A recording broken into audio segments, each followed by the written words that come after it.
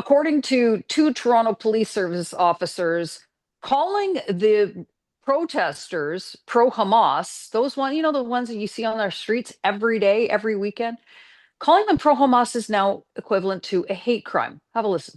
Everyone's well aware, and that is something that we celebrate in Canada, the freedom of speech. However, when we have somebody labeling a certain group as something they're not, all of a sudden now it becomes, and there's an Islamophobic undertone, if someone is calling a Palestinian rally a Hamas rally, then all of a sudden people start getting afraid. And they think, oh, wow, these are people that support an entity that's been labeled as a terrorist organization. However, the people that are there protesting, they're there for a different cause altogether. So then that becomes active discrimination when you classify an entire group with a group that they don't even identify with. So that's the challenge. And it creates fear, right? It creates fear within different communities. Confusion, fear. And it creates a divide. It's funny you Brian, there is so much more in this podcast from these two members of the Toronto Police Service that I mean, I'm still shocked by it. It's now been pulled down, but walk us through what happened here. It is from a podcast that they have called Project Olive Branch. It's one of the many outreach programs to various communities. And look, I'm fine with outreach programs to diverse communities. I was speaking with one former police officer on radio the other day, Mark Mendelson. He said, look, you get a lot of people that come to this country and they're from areas where the police aren't trusted. Maybe the police are corrupt, things like that. And so they often have outreach programs so that people feel like their community is represented, that they can trust the police. That's what this is supposed to be about. Instead, these two officers got very political, and we've got another clip for you in a bit. But that one saying it's a hate crime to call them pro-Hamas, I replied to that officer, I believe his name's Officer Farhan, and I said, look, I've been to these protests since October 9th, 2023. They are pro-Hamas. And if saying that makes me a criminal, come and arrest me. I haven't seen them yet. Nobody's contacted me from Toronto Police Service, but we have stopped using the term pro-Palestinian or anti-Israeli, at least in my copy, because if you go and you listen to them and you watch what they're saying, and they're praising Yahya Sinwar, one of the leaders of Hamas. People are showing up with clothing that has the Hamas spokesperson, I forget his name suddenly, on their clothing, on their phone cases. They are praising the resistance. These are not pro-Palestinian protests. These are pro-Hamas protests, and there's a world of difference. And for that officer to say that was just disgusting. They've taken down the podcast. Chief Demke apologized for it, but I think he has more questions to answer, because my understanding is the authorization for this podcast, which went off the rails, came out of his overall corporate office. Well, let's have a listen to another clip from this podcast, Warren.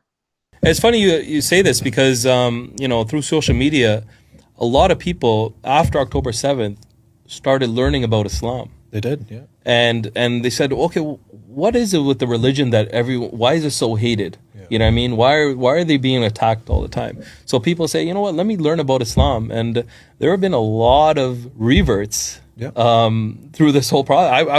I couldn't imagine, I guess when you're on social media, most of the feeds come through you. Once you see one, it just keeps coming. But the amount of people that are reverting to Islam is unbelievable, and they're just I guess through education, right? They're actually educating themselves and saying, what is it that Muslims are being targeted, and why are they being targeted? Let me learn about this religion. What are these accusations that they're saying about Islam, and let me learn about it myself and figure out, hey, is it actually true or not? Yeah. So, referring to the increase in interest in Islam since October 7th, Warren, I'm so shocked by all of this. And again, there's an important aspect to policing, to have community outreach, to do all these sorts of things, and have a good relationship with all members of our community, regardless of background. But this was just astonishing that it was authorized, it was published, it was up for a few days, and only after some of us pointed to it that this is so outrageous did they pull it down. And I don't know, what's your take on it? Well, my take on it is I'm grateful they did the podcast, and here's Hmm. why. It Hmm. explains a lot of what we've seen since October 7th. Businesses, Jewish businesses being firebombed, nobody caught. Schools for little Jewish kids being shot up, nobody being caught. Put you lay down on the floor. I'll lay you sleep. I'll put you 6 feet deep. I'll put you 6 feet deep. People making death threats in the middle of the Eaton Center and getting away with it for weeks in front of a bunch of cops. And events as little as a cop coming across a barricade to hand over the pro-Hamas people donuts and coffee. These podcasts are really important because they now show what was really been going on behind the scenes with the Toronto Police Service. And to me, it explains why we haven't seen arrests in these acts of terrorism. It explains why the pro-Hamas people have been able to literally barricade Jewish neighborhoods and terrify the people who live there. It explains an awful lot. Hmm. And what it tells me is we need to get rid of Chief Demkew. We need to get rid of the leadership that is there because these two officers did us a public service. Everybody's focused on them. But what it tells me is there is a culture within the Toronto Police Service that this podcast is now confirmed. And final thing I wanted to say Hmm. is, police officers, and I've been a cop reporter, and all of us have done the cop beat. The one thing that people often forget about cops, because of that badge, because of that gun, they have a huge amount of power. They have a lot of authority, more than the three of us have. And so, who's to say that those two officers or some others officers haven't gone to some Jewish protesters or some people in the Jewish community and say, hey, you should be careful. You should be careful because what you're saying, we think it's a hate crime, and silenced or censored those people. Hmm. Those are the things that could have been happening that we Hmm. don't even know about. So I am grateful that this podcast was broadcast because it finally confirms to me what I've long suspected is that there's something really rotten going on in the Toronto Police Service. That's such a good point Warren is making, Brian, because we've been saying it for since October 8th when all of these protests started on the streets of every city in this country and Yeah. all over the world, frankly. Why the hell are the cops just letting this go on and carry on? Perhaps what we heard from these two officers is emblematic of what has really been going on in not just the Toronto Police Service, but other services. Well, I think back to the one of the high-profile incidents, and this is the first time I called for Chief Demke to be fired or Hmm. resign, neither of which have happened. And that is when we had to cancel a an official dinner between the Italian prime minister and our own prime minister here in downtown Toronto. Why? Because the Toronto Police Service failed in setting up a perimeter and failed in terms of the security for this event. Now, before anyone says, oh, that's up to the RCMP. No, the RCMP is responsible for the security for the two prime ministers. So the police of jurisdiction, which would be the Toronto Police Service, is responsible for making sure that the venue is secure, and they work hand in hand with the Mounties. But they clearly had no operational plan when the protesters were allowed to barricade doors to stop people from getting in or out, when cabinet ministers were being spat upon.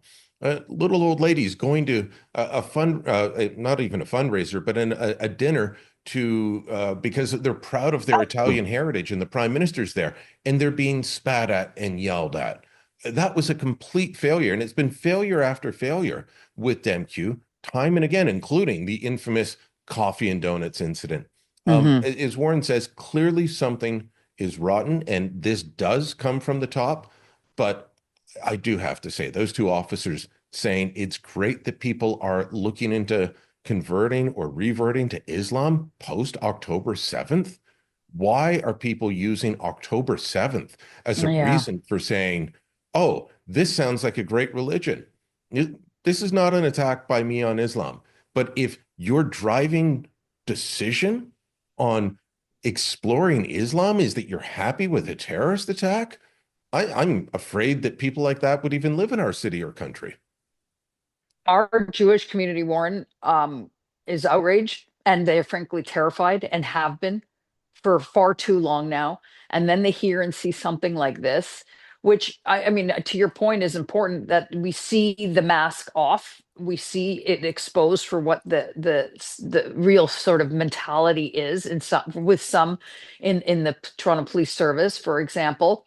But the accountability factor is always lacking in this because we have a mayor who doesn't even show up to march with Israel. We have a Toronto Police Services board who are would probably show up at some of these pro Hamas protests. No one is going to hold these people accountable. No one is going to lose their job. No one is going to change course because other than perhaps the Toronto Sun and maybe a couple other media outlets, no one is trying to hold these guys' feet to the fire. No, and I'll tell you, like on Monday night, I'm going to speak at Beth Shalom Synagogue in Toronto in a Jewish neighborhood. And I can tell you already I'm going there to talk about the very thing that we're talking about, which is this campaign against Jews and Jewish allies that's taking place in Canada and around the world. And I know what's going to happen when I get there. It's going to be a bunch of private security because all of these synagogues have had to fundraise and get extra security because they've received so many death threats and bomb threats and have been shot up in the middle of the night. We do have the means as a society to deal with some of this stuff. So Brad Bradford and James Pasternak and some other good counselors brought forward an idea, like Stephen Del Duca has done in Vaughan, where you have bubble zones around places of worship, not just Jewish places of worship, but all places of worship. And this mayor, Olivia Chow, and her cabal voted against it. It wasn't even a case, as you point out, of her not showing up, because she does that all the time, or she disappears after 2 minutes. This was a case where she actually voted against providing protection to places of worship, places where people are at their most vulnerable. They claim it's a charter issue, Warren, and yet they support it for abortion clinics. And those bubble zones for abortion clinics have been upheld by the courts. So they've got a false argument that just shows their real motivation on it. So this is where, folks, as we're seeing with Donald Trump, but we also see in places like Toronto with Olivia Chow or in Montreal with Valerie Plante, votes have consequences. And so if we want to deal with this problem, and I know many, many people who do, and I'm going to be meeting with some of them on Monday night, we need to get our act together. And so I say to those in the center and the center right, Olivia Chow is going to be the candidate for the left next time. Right? The left is disciplined. We need to make sure that we have got one viable candidate to oppose her, and then we will win, right? Those of us who represent common sense and believe in common sense. But if we have 4 or 5 candidates like we did last time, Olivia Chow will win, and this kind of nonsense will continue. Well, the now deleted TPS podcast is down, but there are still clips floating around out there if you want to have a listen and cringe for yourself. Well, let us know what you think in the comments below. Like this video and subscribe to our YouTube channel and go to the torontosun.com. You'll find commentary and coverage there you will not find anywhere else.